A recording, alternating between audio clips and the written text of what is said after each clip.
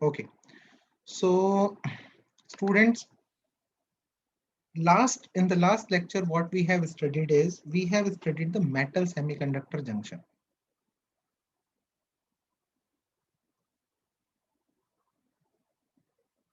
Metal semiconductor junction we have studied, and what is the importance and what is the relevance of metal semiconductor junction in for this course. इस course के लिए क्या इसकी relevance है, क्या इसकी importance है, एक मिनट वो देखते हैं एंड देन हम अपने नेक्स्ट टॉपिक की तरफ मूव करते हैं. So this course is basically A manufacturing technique course, MFT course. In manufacturing, generally we see all the manufacturing thing, how we do, how we fabricate, how we deposit these things. Okay, okay. Now in this particular course, we have seen that on a glass substrate we have deposited the aluminium film. Okay, no problem.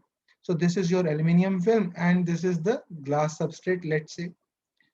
What if suppose somebody deposit aluminium film on silicon substrate? So let's say instead of this glass, we have a, let's say, silicon substrate, and let's say over this silicon substrate, we have deposited the aluminium film. Okay, this is aluminium. Now, as soon as we change the substrate from glass to silicon substrate, this becomes a very, very important device in electronic industry, and this device is basically a metal semiconductor kind of a device. Metal semiconductor. In this you have, this is a metal and this you have a semiconductor. How does this device behaves? इस device का behaviour क्या है? तो खाली fabrication, manufacturing technique में खाली fabrication करना ही हमारा एम नहीं है. हमें फैब्रिकेट करने के बाद ये भी पता होना चाहिए कि what kind of a characteristics one should have if we are making this kind of a fabrication. अगर हम ऐसा फैब्रिकेशन कर रहे हैं तो हमारा फैब्रिकेशन के बाद कैसा कैरेक्टरिस्टिक्स आएगा, इसलिए इंपॉर्टेंट था मेटल सेमीकंडक्टर जंक्शन. तो last time we have seen कि अगर मान लिया जाए आपके पास कोई एन टाइप सेमीकंडक्टर वेफर है, let's say N type silicon है, और उसमें φm ग्रेटर देन φs है और उसमें φm लेस देन φs है, तो उसकी हमने कैरेक्टरिस्टिक समझी थी. तो जब φm ग्रेटर देन φs था तो हमारा जो कॉन्टेक्ट आया था वो आया था रेक्टिफाइंग कॉन्टेक्ट, और जब हमारा φm लेस देन φs था तो हमारा आया था ओमिक कॉन्टेक्ट. सो अब हमको फैब्रिकेट करना भी आ गया कि ठीक है, अगर फैब्रिकेट करना है तो हमारे पास थर्मल वेपरेशन की टेक्निक होनी चाहिए.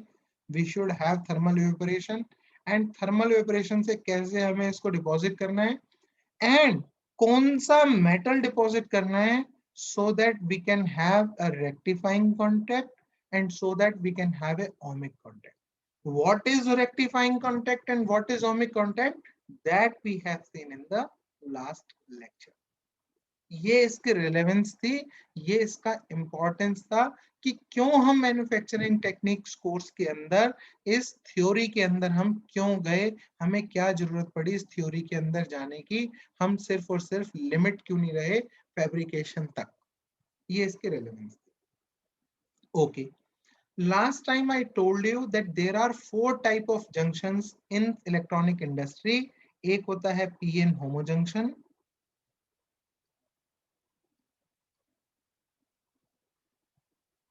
the another one is metal semiconductor junction, the another one is MOS, the another one is PN heterojunction.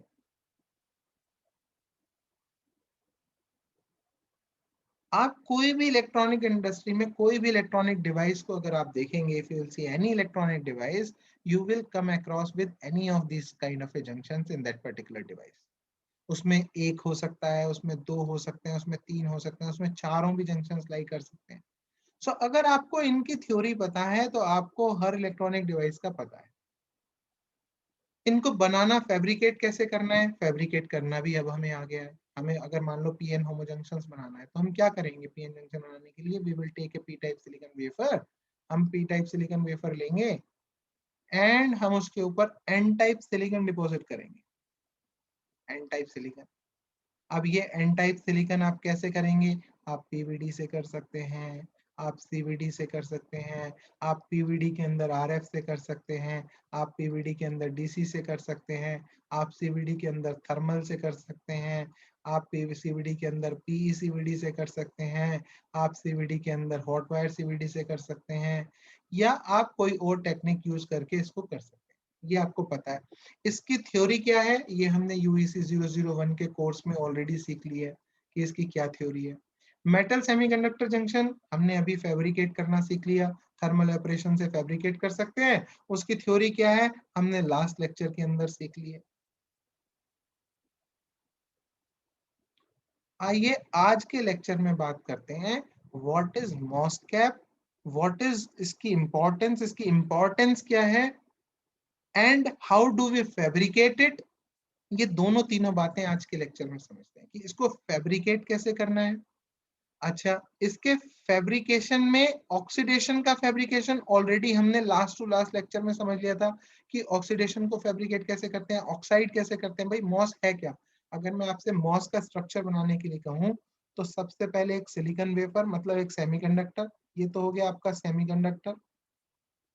इस सेमीकंडक्टर के ऊपर आपने एक ऑक्साइड की लेयर बना दी जो बन गई SiO2, और इसके ऊपर आपने एक मेटल डिपॉजिट कर दिया। ये हो गया आपका फैब्रिकेशन। बड़ा ही सिंपल है, कुछ भी नहीं है इसके अंदर। ये एल्यूमिनियम है या गोल्ड है या सिल्वर है या प्लेटिनम है, वो आपकी चॉइस है, आप जो मर्जी रख सकते हो। ये ऑक्सीडेशन है। ऑक्सीडेशन हमने लास्ट टू लास्ट लेक्चर के अंदर पढ़ा कि ऑक्सीडेशन दो तरीके से कर सकते हैं, ड्राई कर सकते हैं और वेट कर सकते हैं। ड्राई वाले की डिपोजिशन रेट हल्की कम रहती है पर क्वालिटी अच्छी रहती है, डिपोजिशन रेट इज स्मॉल।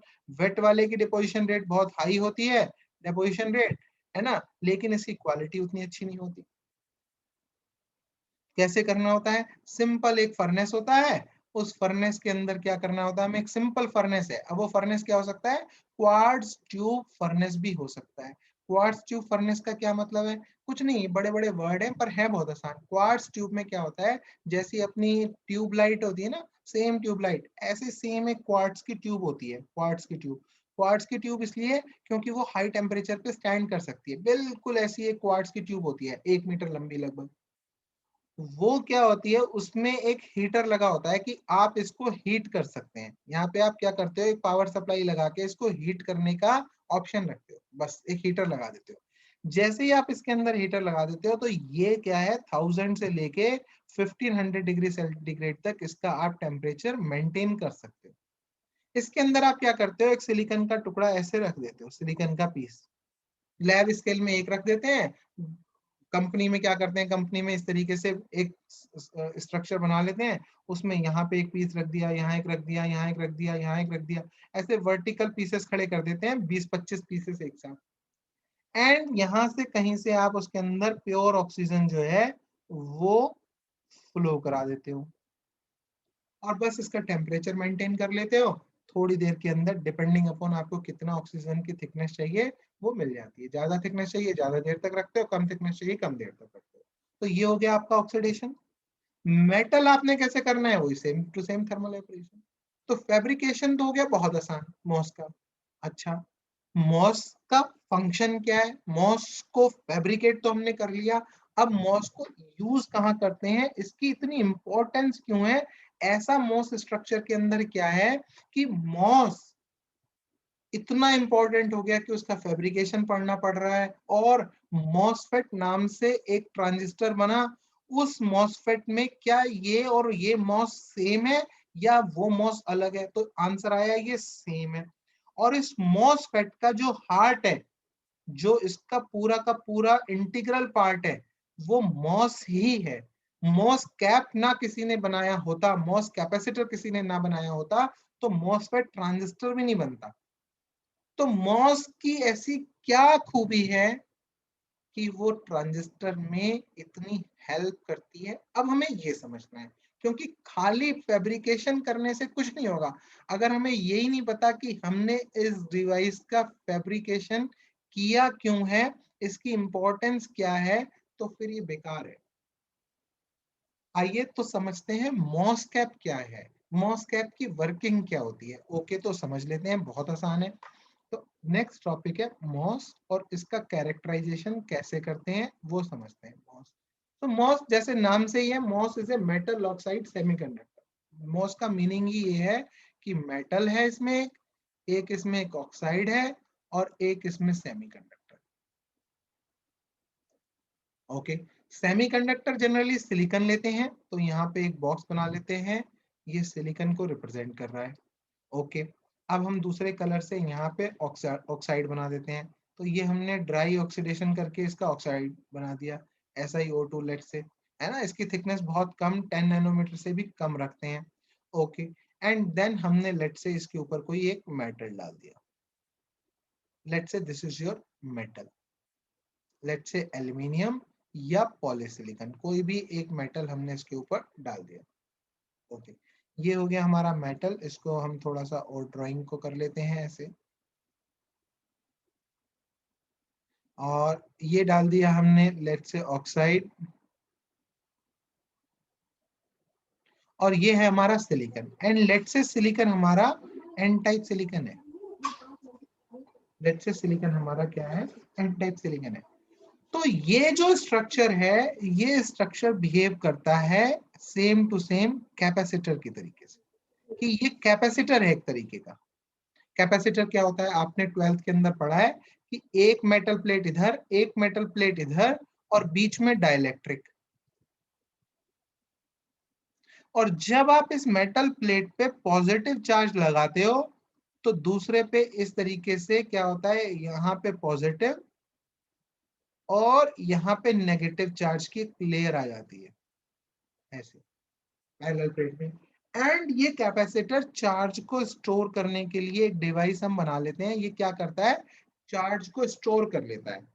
जैसे हम ये हटा भी लें तो भी यहाँ प्लस चार्जेस और यहाँ पे minus charges as it is hold रहते हैं।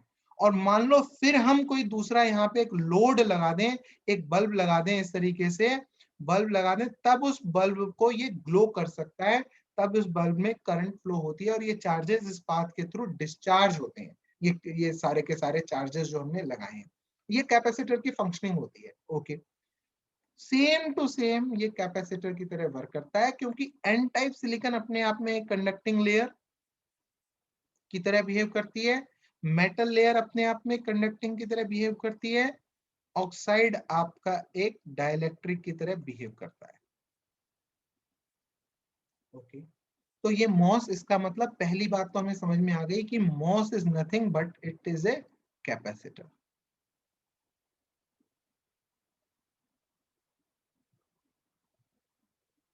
ये कैपेसिटर है, ठीक है। Okay, no problem. अब अगर ये कैपेसिटर है तो ये इसका फंक्शन कैसा है, क्या इसका ये किस तरीके से काम करता है। अगर मान लिया जाए इस टर्मिनल को मैं नाम दे देता हूं लेट से गेट टर्मिनल, ये मेरा गेट, एक मैंने इसको नाम दे दिया कि ये गेट है। जैसे पैरेलल प्लेट में दो दो आपके यहाँ पे टर्मिनल रहेंगे, यहाँ पे इस टर्मिनल को हमने गेट का नाम दे दिया। और लेट से ये जो बॉडी है, बॉडी का जो दूसरा पार्ट है, इसको मैंने नाम दे दिया लेट से यहाँ पे बॉडी या सबस्ट्रेट टर्मिनल, बॉडी टर्मिनल। अब इसकी वर्किंग समझनी है कि इसकी वर्किंग क्या है। ओके, वर्किंग समझ, मान लिया जाए मैंने क्या किया, गेट के ऊपर मैंने नेगेटिव पोटेंशियल लगा दिया। तो केस फर्स्ट, तीन केस को स्टडी कर लेते हैं। केस फर्स्ट, केस फर्स्ट क्या है, if gate is negative, if VG, VG मतलब गेट पर लगाया गया potential VG, VG is equal to negative. अगर मान लो मैंने नेगेटिव पोटेंशियल लगाया, तो ये नेगेटिव पोटेंशियल क्या करेगा, ध्यान से समझना, बड़ा आसान है, कोई कुछ खास स्टफ नहीं है, बिल्कुल आसान है। नेगेटिव पोटेंशियल क्या करेगा, यहां से पॉजिटिव होल्स को खींचेगा। या हम सबसे पहले क्या करते हैं, पॉजिटिव होल्स को खींचने की बजाय हम पहले पॉजिटिव लगाते हैं। लेट से हम पॉजिटिव वोल्टेज लगाते हैं, एन टाइप सिलिकॉन है तो पॉजिटिव लगाते हैं। पॉजिटिव वोल्टेज लगाया, पॉजिटिव वोल्टेज क्या करेगा, पॉजिटिव वोल्टेज यहाँ पर एक पॉजिटिव लेयर ले आएगा, और इन पॉजिटिव लेयर्स क्या करेंगी, ये पॉजिटिव लेयर्स नेगेटिव इलेक्ट्रॉन्स को अट्रैक्ट करेंगी। तो यहाँ पे इलेक्ट्रॉन की एक नेगेटिव लेयर आ जाएगी, दैट्स इट, इतना सा ही अंतर आएगा। और ऐसी कंडीशंस को हम क्या कहेंगे, ऐसी कंडीशन को हम एक्युमुलेशन का नाम देते हैं, कि the electron gets accumulated because of the positive potential applied to the gate terminal. Now, is there any difference between MOS cap and in accumulation conditions? So answer is not much. कोई difference नहीं आया। पहले भी क्या था, पहले भी वो कैपेसिटर की तरह बिहेव कर रहा था, अब भी वो कैपेसिटर की तरह बिहेव कर रहा है। पहले हो सकता है यहाँ पे 10,000 इलेक्ट्रॉन हो, अब हो सकता है यहाँ पे 20,000 इलेक्ट्रॉन हो, दैट्स इट, एक्युमुलेट हो गए और कोई अंतर नहीं पड़ा, कुछ खास अंतर नहीं पड़ा। हमारी डिवाइस जैसे काम कर रही थी वैसे डिवाइस काम कर रही है अभी भी। पहले भी यहाँ पे कंडक्टिंग था ये चैनल, और अब भी ये थोड़ा और ज्यादा कंडक्टिंग हो गया, इसके अलावा कोई अंतर नहीं पड़ा। क्लियर है? तो ये हमारा यहाँ पे इलेक्ट्रॉन आके जम गए, दैट्स इट, बस। ओके, एक हमने केस समझ लिया। Case number 2, if let's say Vg is negative but small, let's say हमने एक स्मॉल नेगेटिव वोल्टेज लगाया, 0.1, 0.2, 0.4, 0.5, 0.6, स्मॉल वोल्टेज, तो क्या होगा? अब मैं यहाँ पे दूसरा कलर एक ले लेता हूँ। तो जैसे ही आपने नेगेटिव लगाया तो क्या होगा, ये लेयर आपकी नेगेटिव हो जाएगी। ये आप दूसरा फिगर बना लेना, ये मैं तो एक ही फिगर में बना रहा हूँ, आप दूसरा बना लेना। तो ये नेगेटिव आपकी लेयर हो जाएगी, और ये नेगेटिव क्या करेगी, ये नेगेटिव एन टाइप सिलिकॉन के अंदर जो पॉजिटिव होल्स हैं उनको कोशिश करेगी खींचने की। तो यहाँ पे एन टाइप सिलिकॉन के अंदर इसकी अपनी कंडक्टिविटी थी, हर जगह कुछ इलेक्ट्रॉन थे, 10,000 यहाँ, 10,000 यहाँ, 10,000 यहाँ। अब होगा क्या, ऊपर के 10,000 इलेक्ट्रॉन जब नीचे से होल चल के आएंगे तो यहाँ पे इनको वो रिकम्बाइन कर देंगे, और ये वाली चीज जो है वो न्यूट्रल हो जाएगी। यहाँ पे चार्ज कुछ बचेगा नहीं, यहाँ पे चार्ज कुछ बचेगा नहीं। तो ये रीजन एक तरीके से डिप्लीशन रीजन में कन्वर्ट हो जाएगा। यहाँ पे कोई चार्जेस नहीं बचेंगे, पहले तो एन थे, अब एन भी नहीं बचेंगे। क्यों? क्योंकि यहाँ होल आ रहे हैं और वो इलेक्ट्रॉन के साथ रिकम्बाइन हो जा रहे हैं, और हमने इसको स्मॉल रखा है, इतना स्मॉल कि यहाँ पे होल की एक्सेस नहीं हो रही, बस उतने ही होल आ रहे हैं जितने इलेक्ट्रॉन के साथ रिकम्बाइन हो रहे हैं। तो ये रीजन क्या बन जाएगा, यहाँ पे एक डिप्लीशन रीजन आ जाएगा, डिप्लीशन रीजन। केस सेकंड में Vg जब नेगेटिव और स्मॉल होता है तो ऐसे रीजन को हम डिप्लीशन मोड कहते हैं, कि अभी हमारा मॉसकैप कौन से मोड में है, डिप्लीशन मोड में है। ओके, कोई बात नहीं, समझ में आ गया? बड़ा आसान था, पॉजिटिव वोल्टेज लगाया, इस नेगेटिव वोल्टेज लगाया बट स्मॉल लगाया, है ना, नेगेटिव बट स्मॉल। जैसे ही नेगेटिव स्मॉल लगाया तो कुछ होल आए, उन होल्स ने इलेक्ट्रॉन को रिकम्बाइन कर दिया, वेफर का उतना रीजन एक तरीके से डिप्लीट हो गया। ऐसे मोड को डिप्लीशन मोड कहते हैं। केस नंबर 3, ये आपने 3 डिफरेंट फिगर्स बनाने अगर एग्जाम में आता है तो, इतने ही साफ साफ बिल्कुल। If Vg is negative but large, let's say अब हम क्या कर रहे हैं, Vg को बढ़ाते चले जा रहे हैं, तो क्या होगा, more number of holes trying to come over here. वो क्या करेंगे, डिप्लीशन रीजन से धीरे धीरे धीरे धीरे यहाँ पे होल्स की डेंसिटी बढ़ती चली जाएगी। यहाँ क्या होगा, होल्स की डेंसिटी बढ़ती चली जाएगी, तो यहाँ पे पॉजिटिव चार्ज आना शुरू हो जाएगा। ओके, तो हमने क्या किया, बेसिकली हमने इन्वर्जन मोड क्रिएट कर दिया। This mode is known as a inversion mode. Inversion mode क्यों? क्योंकि वेफर थी तो एन टाइप, लेकिन इस पर्टिकुलर रीजन के अंदर वेफर कैसी हो गई, पी टाइप की तरह बिहेव करने लगी। इस मोड को कहते हैं इन्वर्जन मोड। समझ रहे हैं? इस मोड को क्या कहते हैं, इन्वर्जन मोड। ओके,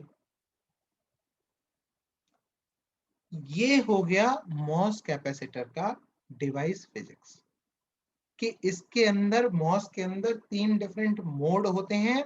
अगर हमने Vg पॉजिटिव लगाया तो एक्युमुलेशन मोड, अगर हमने नेगेटिव लगाया स्मॉल तो डिप्लीशन मोड, अगर हमने नेगेटिव लगा दिया लार्ज तो इन्वर्जन मोड। ये तब है जब एन टाइप वेफर है।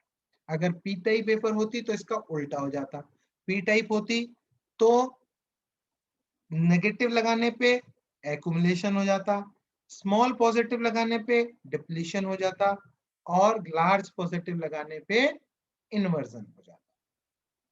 याद रखिएगा ये तीनों बातें जो मैंने अभी बताई कि अगर वेफर पी टाइप होती तो जस्ट इसका अपोजिट हो जाता।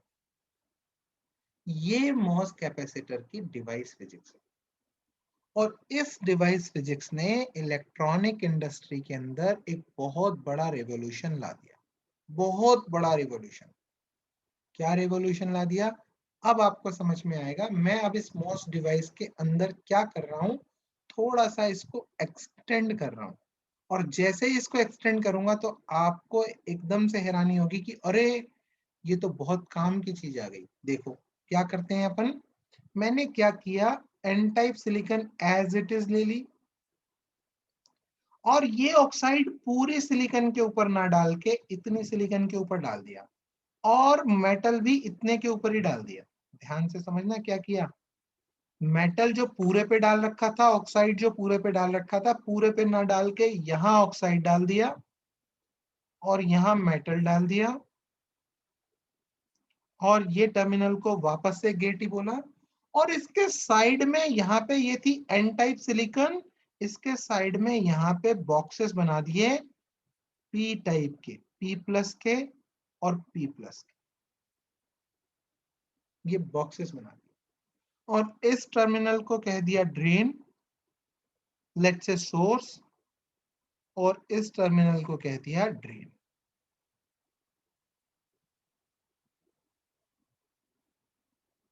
ओके, इसको कह दिया गेट, इसको कह दिया सोर्स मतलब एस, इसको कह दिया ड्रेन मतलब डी। अब देखो कितनी एक रिवॉल्यूशन आ गया इस इलेक्ट्रॉनिक इंडस्ट्री के अंदर। जैसे ही किसी ने मॉसफेट की वर्किंग समझी, मॉसफेट की वर्किंग समझते ही उसने यहाँ पे दो बॉक्सेस एडिशनल अटैच कर दिए। अब एक रेवोल्यूशन आ गया। क्या रेवोल्यूशन आ गया समझते हैं, समझना बहुत ध्यान से, बहुत प्यारी चीज है। अब मान लिया जाए आप ड्रेन टू सोर्स एक वोल्टेज लगा रहे हैं, मान लिया जाए आप ड्रेन टू सोर्स एक वोल्टेज लगा रहे हैं।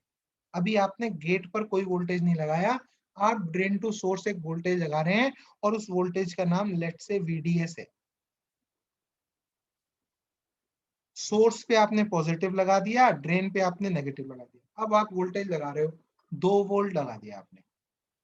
तो मुझे बताओ कोई भी आप में से कि गेट को अगर मैंने 0 वोल्ट पर रखा है तो do you expect any IDS इस सर्किल, इस पाथ के अलोंग अगर मैं कोई एमीटर लगा दूं तो क्या आपको कोई करंट मिलेगी? आप सोच के बताओ प्लीज, सारे लोग बताओ, कोई भी आंसर दो मुझे। Whether do we expect any IDS or not? Do we expect any IDS or not?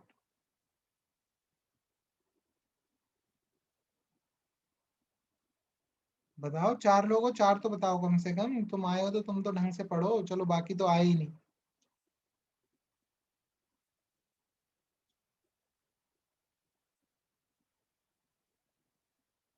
बताओ बेटे।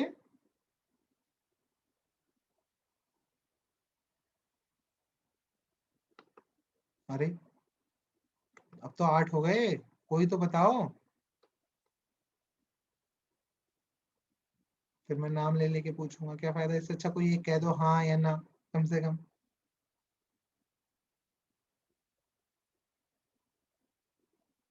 अरे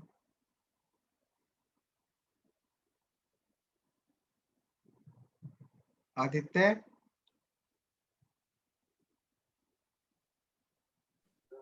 यस सर। बताओ कोई IDS लग रहा है कि नहीं लग रही है? सर लगेगा शायद। ओके, लग रही है। तो आंसर है कि कोई IDS यहाँ पर फ्लो नहीं होगी। क्यों फ्लो नहीं होगी? क्योंकि यहाँ पॉजिटिव टर्मिनल होल को कहेगा कि भैया निकलो। अब होल अगर निकलेंगे तो यहाँ तो अपोजिट चैनल है, यहाँ तो N है, यहाँ तो N है। और PN जंक्शन में क्या होता है कि PN जंक्शन में एक डिप्लेशन रीजन विड्थ बन जाती है। आपने पढ़ा होगा PN जंक्शन डायोड में। तो यहाँ पे ये P है और ये N है, तो इसके बीच में एक डिप्लेशन रीजन विड्थ बन जाएगी और यहाँ पर एक डिप्लेशन रीजन विड्थ बन जाएगी। अब जब डिप्लेशन रीजन विड्थ बन गई, इस ये होल्स कैसे यहाँ क्रॉस करके कैसे यहां तक पहुंचेंगे जब बीच में तो हाईली N है, यहाँ हाईली P है, तो ये होल्स यहाँ पे इलेक्ट्रॉन के साथ रिकम्बाइन हो जाएंगे, ये कैसे दूसरे टर्मिनल तक पहुंचेंगे? तो आंसर है आप जितना मर्जी VDS लगाते रहना, यहाँ पे कुछ भी नहीं पहुंचेगा। ओके, अभी आपको ये समझ में आएगा तो ऐसा होने से हमें क्या फायदा हुआ इलेक्ट्रॉनिक इंडस्ट्री को, कि इतना बड़ा रिवॉल्यूशन क्या आ गया, वो मैं अभी बताऊंगा। तो इसका क्या मतलब हुआ, जब तक गेट वोल्टेज 0 है, कितना मर्जी VDS लगा लेना, VDS जितना मर्जी चेंज कर लेना, करंट नहीं फ्लो होगी। ओके, अब हमने क्या किया, गेट के ऊपर मान लीजिए मैंने नेगेटिव वोल्टेज लगा दिया, और नेगेटिव भी एक स्मॉल से ज्यादा लगा दिया, लार्ज नेगेटिव लगा दिया, एक थ्रेशोल्ड से ज्यादा लगा दिया। नेगेटिव तो लगाया ही लगाया, नेगेटिव एक थ्रेशोल्ड से ज्यादा लगा दिया। कोई मुझे बताएगा कि जब नेगेटिव गेट पे लगाया तो क्या होता है मॉस में, अभी अभी हमने समझा, वर्जन पे आ जाएगा सर। इन्वर्जन पे आ जाएगा। तो यहाँ एक चैनल बन जाएगा, और उस चैनल के अंदर कौन होंगे चार्ज कैरियर, होल्स या इलेक्ट्रॉन्स?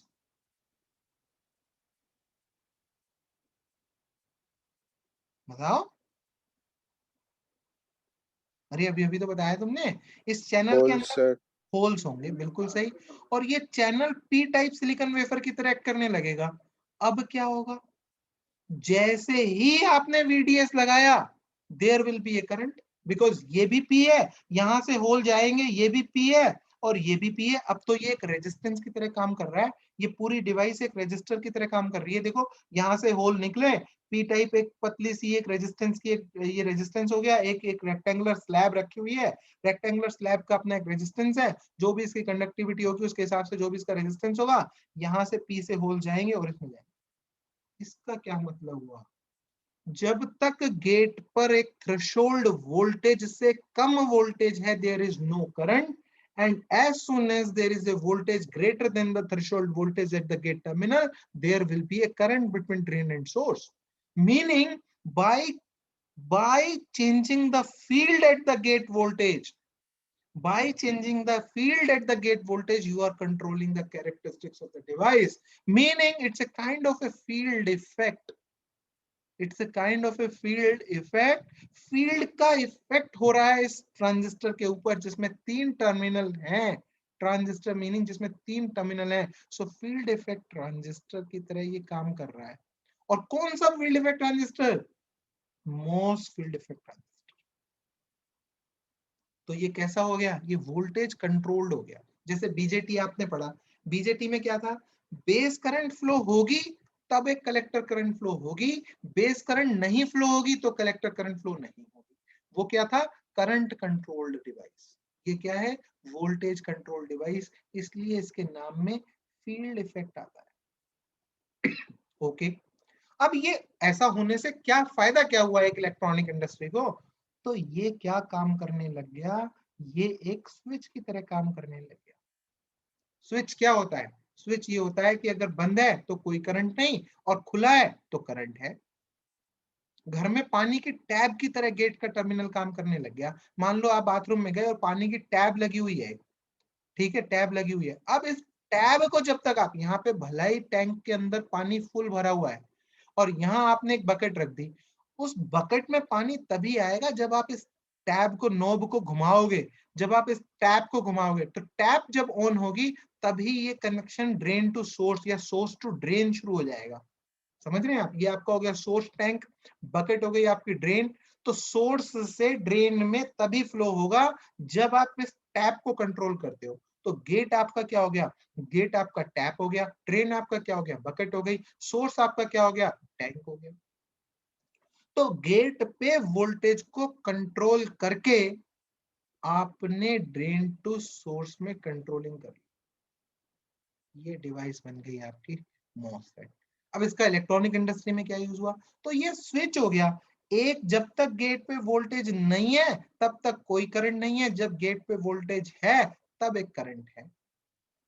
और ऐसे स्विचेस की तो बहुत डिमांड है इलेक्ट्रॉनिक्स के अंदर।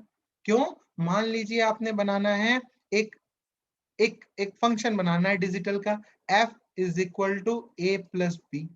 ये आपने डिजिटल इलेक्ट्रॉनिक्स के अंदर पढ़ा है, नहीं पढ़ा है, और गेट। तो ये कैसे बनता है, इसको ऐसे भी बना सकते हैं।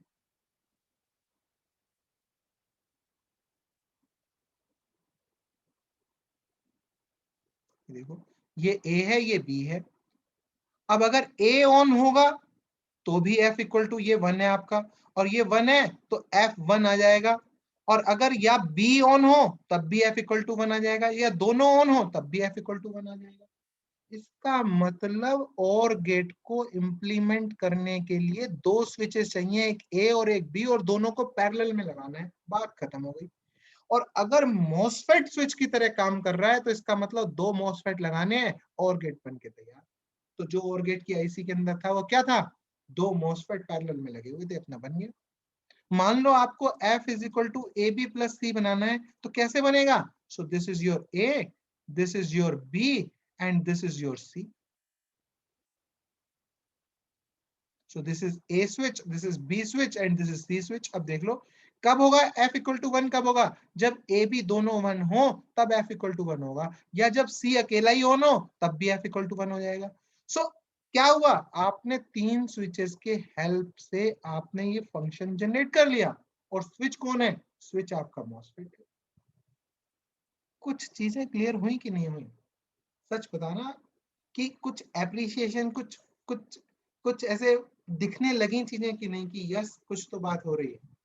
हालांकि ये पूरा का पूरा मॉस के ऊपर एक पूरा कोर्स है, सेकंड ईयर थर्ड ईयर में जब जाओगे आप तो पूरा का पूरा कोर्स है इलेक्ट्रॉनिक्स इंडस्ट्री में, तो इलेक्ट्रॉनिक डिपार्टमेंट के अंदर। सो वहां जाके पूरा मॉस क्लियर होगा, लेकिन इस कोर्स के हिसाब से क्या चीजें कुछ डिजाइन हुई, क्या कुछ आई क्या समझ में, कि यस ये मॉस का काम था, मॉस ने चैनल क्रिएट करके दे दिया सोर्स और ड्रेन के बीच में, एक थ्रेशोल्ड वोल्टेज से ज्यादा जब गेट पे चेंज करेंगे चैनल बन जाएगा एंड इजीली आईडीएस फ्लो। तो ये था मॉस, और ये था मॉस के साथ मॉसफेट। अब बात आती है कि ऐसे स्ट्रक्चर को मैन्युफैक्चरिंग टेक्निक्स के सिलेबस के अंदर डिजाइन कैसे करेंगे, फैब्रिकेट कैसे करेंगे। मान लो मुझे फैब्रिकेट करना है, तो फैब्रिकेट कैसे करेंगे, कैसे यहाँ पे इस पर्टिकुलर एरिया के अंदर पी की इम्प्यूरिटी, कैसे यहाँ पे पी की इम्प्यूरिटी कैसे बचाएंगे कि पी यहाँ ना इम्प्यूरिटी आए, पी की इम्प्यूरिटी यहाँ ना आए, उस पर्टिकुलर जगह में ही आए। ये अब मैन्युफैक्चरिंग टेक्निक के कोर्स का काम रह गया। समझ गए, डिवाइस समझ गए, डिवाइस की फिजिक्स समझ गए। अब डिवाइस की फिजिक्स के बाद उसको फैब्रिकेट कैसे करना है, ये एक इंपॉर्टेंट चीज रहेगी। इज इट क्लियर, बताओ भाई। Yes sir. ओके, अब हम इसको, मैंने आपसे पहले ही प्रॉमिस किया कि चलो थोड़ा जल्दी छोड़ दूंगा, कुछ बच्चे कम है। अब हम इसको नेक्स्ट लेक्चर के अंदर, लास्ट हमारा जो वीक आएगा शायद, अब आपका जो भी नेक्स्ट टू नेक्स्ट वीक में आपकी क्लास आएगी इलेक्ट्रॉनिक्स में, उसमें बस हम इस स्ट्रक्चर की डिजाइनिंग सीखेंगे कि मॉसफेट को ऐसे फैब्रिकेट कैसे करते हैं किसी लैब के अंदर, किसी इंडस्ट्री के अंदर, किसी कंपनी के अंदर। ऐसे कैसे हम रिस्ट्रिक्ट कर देते हैं कि भैया इतनी ही जगह पे डोपिंग हो, यहीं पे डोपिंग हो और कहीं डोपिंग ना हो, कैसे पॉसिबल है। क्यों, क्योंकि ये जो साइज है 2-2, 4-4 नैनोमीटर के साइज हैं, ये इतने बड़े थोड़ी हैं जितने बड़े दिख रहे हैं, ये सिर्फ 2-2, 4-4 नैनोमीटर के हैं। और ये एक दूसरे से कितनी दूरी पर हैं, ये सिर्फ 7-15 नैनोमीटर की दूरी पर रहते हैं, 7 to 15 नैनोमीटर की। तो इन चीजों को कैसे समझना है, कैसे करना है, ये हम नेक्स्ट अपने लेक्चर में देखेंगे कि कैसे इसको फैब्रिकेट करते हैं। I hope it is clear. So now I will upload this lecture on LMS। So thank you. अगर कोई डाउट है तो आप पूछ सकते हैं प्लीज।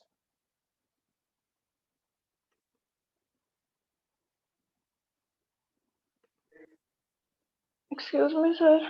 यस, तो एक्चुअली वो पोस्टर में टॉपिक था कंडक्टिविटी मेजरमेंट, ठीक है, तो आप थोड़ा उसमें हिंट दे दो कि कैसे, मतलब क्या क्या करना है, कुछ मतलब नहीं उसमें बेटे, समझ में नहीं आया।